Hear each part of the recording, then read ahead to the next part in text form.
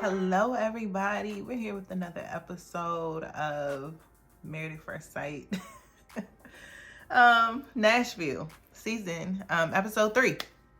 So let's get it with the recap. I thought it was great to get the weddings over with. I will say that, because it is so, Married at First Sight can drain you over time. So I'm really glad that they went ahead and did it all now. So we know that last week's episode was kind of ending with Eris and Jasmine's wedding. And I have my notes over here again, so just don't mind me looking over. But Eris and Jasmine, do we really need to start with Eris's cousin? I wonder if she knew that she was gonna be portrayed in this way, where she's like the annoying person that's just like, are you sure? Are you sure? Or maybe some of y'all are probably like, I am the cousin. I forgot the cousin's name, but some of them are like, I am the cousin. So I thought that was just irritating. Let's start it on a good note. Let's be happy for Eris and see what happens. And I was just glad it was only 30 seconds of the episode and they didn't draw it out. I didn't really care for Jasmine's mom's dress. I think she is beautiful, but the puffs, I don't know how I was feeling about that. And I was also glad that Jasmine's dad came to walk her down the aisle. It seems like lately, in the last couple seasons, a lot of people are either their moms are walking them down or they're walking by themselves. So it's always refreshing to see dads walking them down the aisle. And I saw Eris's face. Did y'all see Eris's face? Eris was like, because he was happy Jasmine was cute. So I thought that was a beautiful moment, and I'm sure that they look on that like, oh wow, that's cool. And he clapped when she got down the aisle. He gave a he clapped when she came down the aisle, so that was cute. It was good that they were seemingly attracted to each other. And clearly Eris is kind of short in comparison to Jasmine. Maybe they're about the same height. Maybe he's just a tad bit taller, because she probably had some heels on. And the pastor said that she was a beautiful woman, and Eris said yes.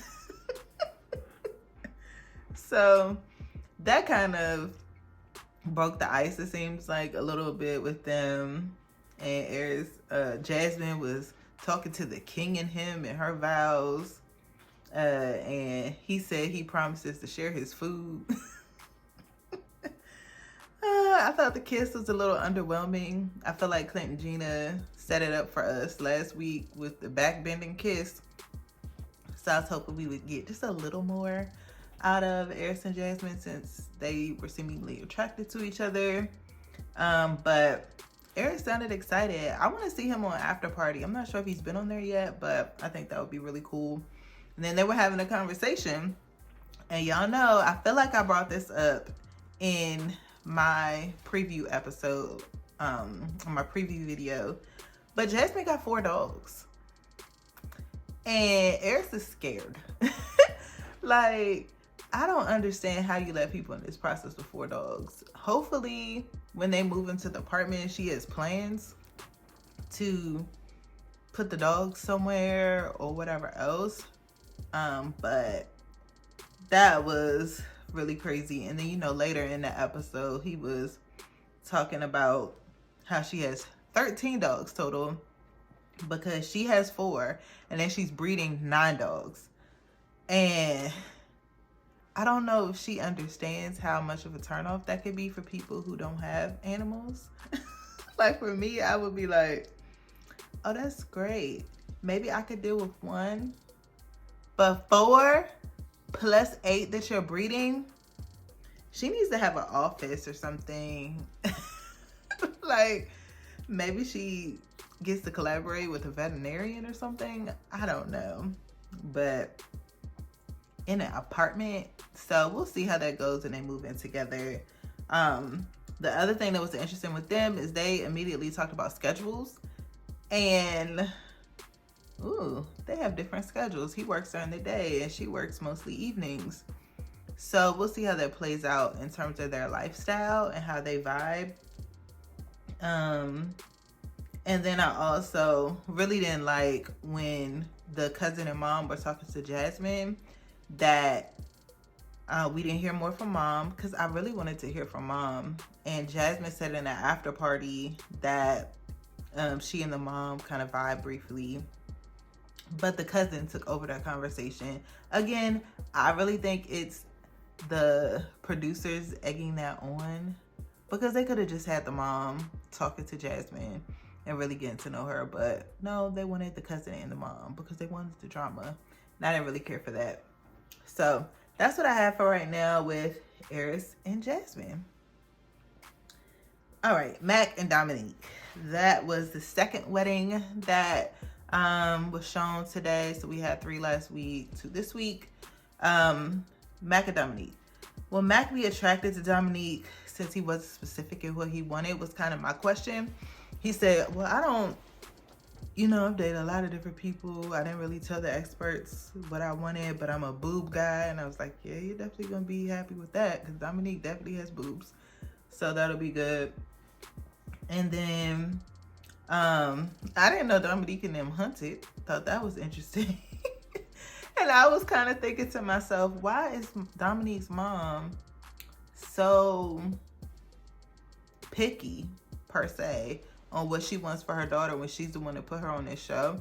I feel like if she was really trying to find somebody for her daughter, she would have just done it on the streets, like found somebody or been in a different place and tried to hook her daughter up with somebody.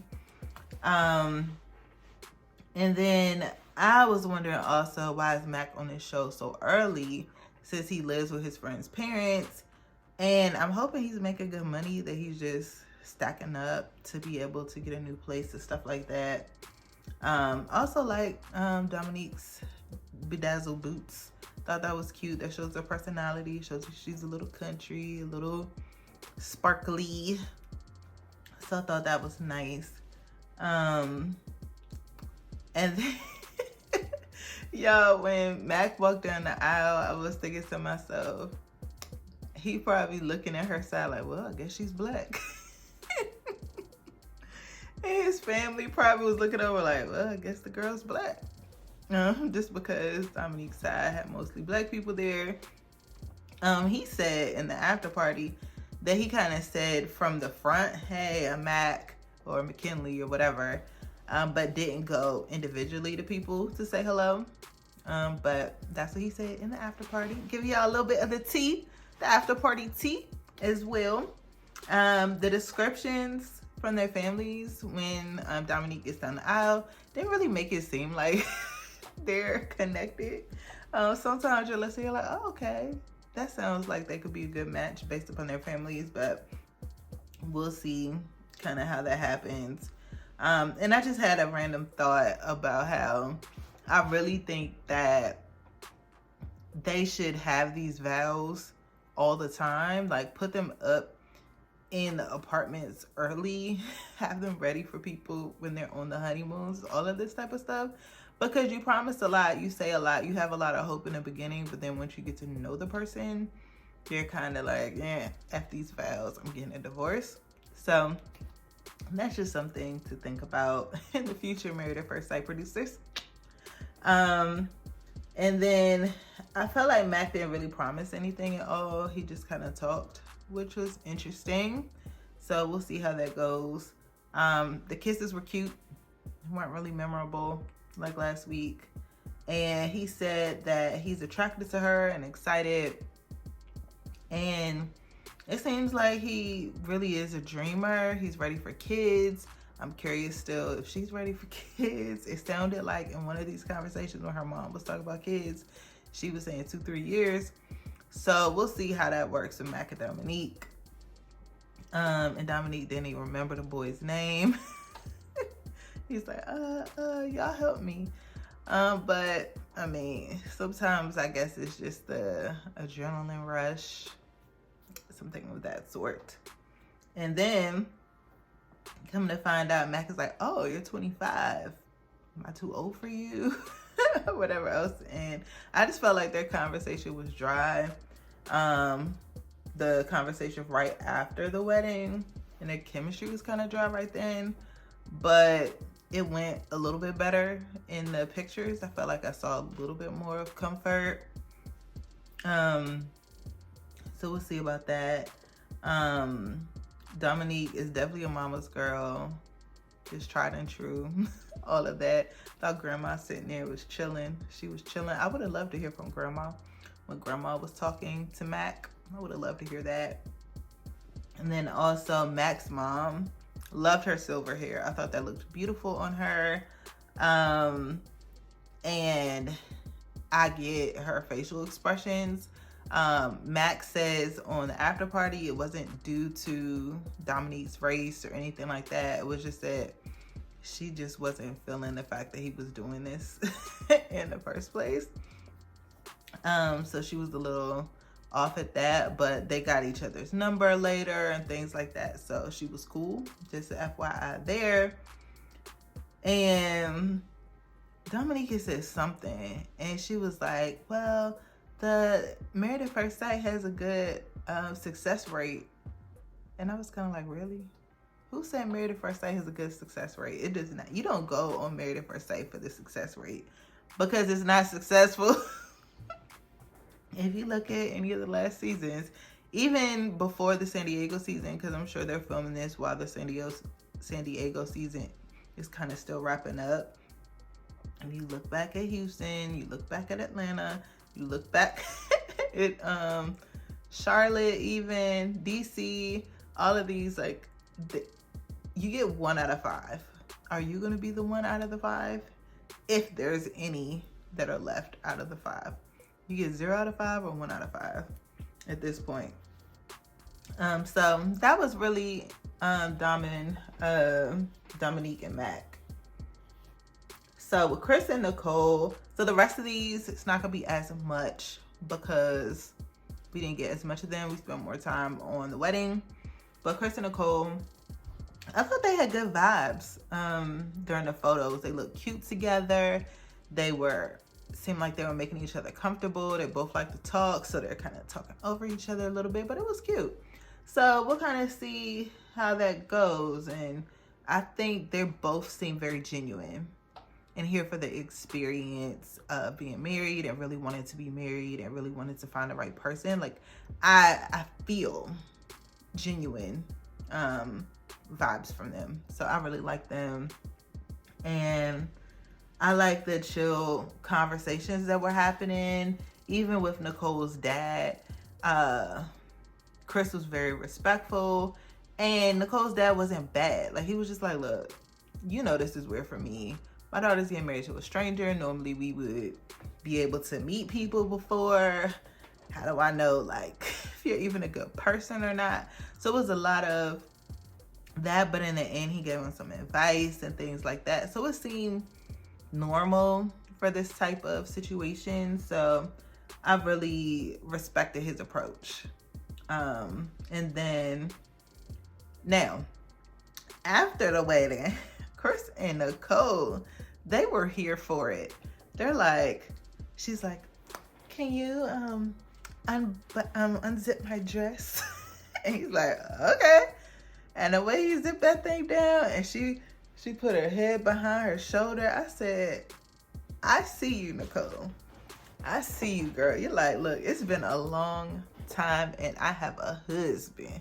And they were just kissing. They were so comfortable with each other. I love the chemistry with them. I love it. Because I knew it was going to be a hit or miss. And it's looking like it might be a hit. So I'm really rooting for them at this point. They're probably, out of all of them this week or this season, they're now my favorites. They've moved into the front because they just seem genuine and cool. And they seem like they could make it. Especially with the chemistry. The vibes. All right, so the next one is Gina and Clint.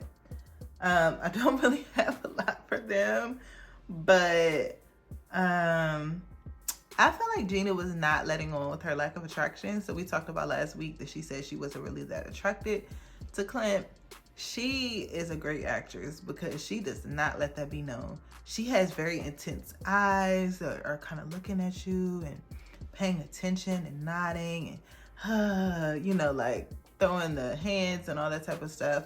So I thought that was cute. But based on what they showed us, I hope their conversation was more than just work, because she did talk a little bit more about work than she probably should. I hope that she's kind of gotten over being a workaholic, but seeing as that she has a new salon that she's building out, she's gonna be busy these next couple weeks going into the marriage. So I'm curious how that might impact the vibes, and the fact that I think Clinton's a little more laid back. Seems like he has a good job, but he's just more laissez-faire per se. So I'm curious what else Gina enjoys. Like, is there something else that she enjoys besides work? How can she introduce that to Clint? Things like that. So we'll see kind of how that rolls. But that brief conversation, she was just going too deep into her business with somebody that does not understand at all.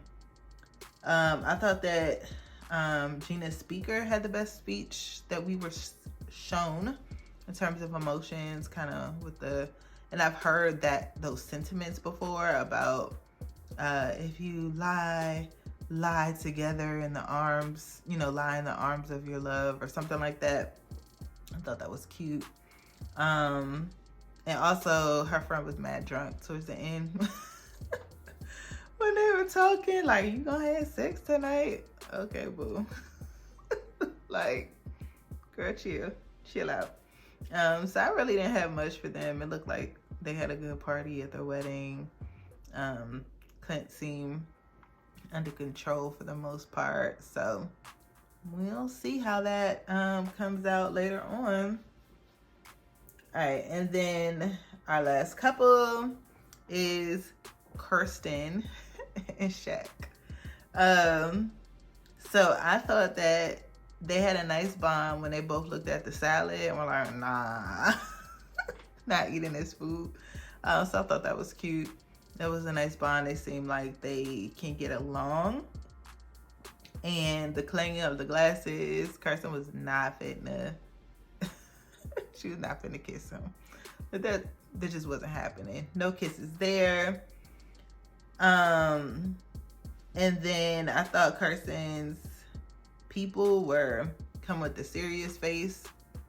That were just really like looking at Shaquille like, okay, you sounding nice, you talking nice, but what's the real deal? How's everything really going? And then I was just gonna say Kirsten's dad didn't even have to come because her girls were standing 10 toes down with Shaq and letting him know not to get too comfortable. And then I was just like, Shaq was, like, I can't imagine how it feels to be so excited for your wife, but she's kind of looking at you like, not sure if I'm really attracted to you. And he still at this point doesn't know that she turned her cheek because he's bald and he didn't ask to kiss.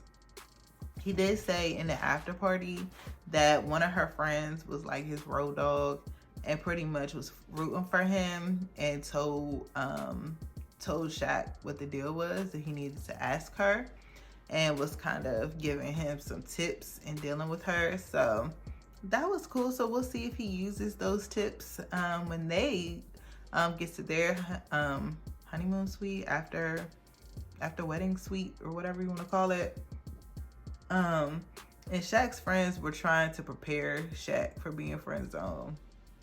They're like, look, you need to be a dog. Like, you need to make a move, do something, because otherwise you're gonna be friend zone. And they told him that. So I'm hoping that does Shaq have any game? I don't know. We'll see. And then Kirsten said that there are other things that were attractive about him to her. like the fact that he's nice, he seems family oriented, and that, what was the other thing? Educated, stuff like that. So I don't know if that's enough. She said that wasn't gonna make her drop the drawers that night, but we'll see if it makes her drop the drawers another night. Not sure. But that's it for them. Those are the main highlights of this week's episode. And I can't wait to talk to y'all next week. I'll be watching and kikiing with these Married at First Sight couples. So I will be back next week. Thank you for watching.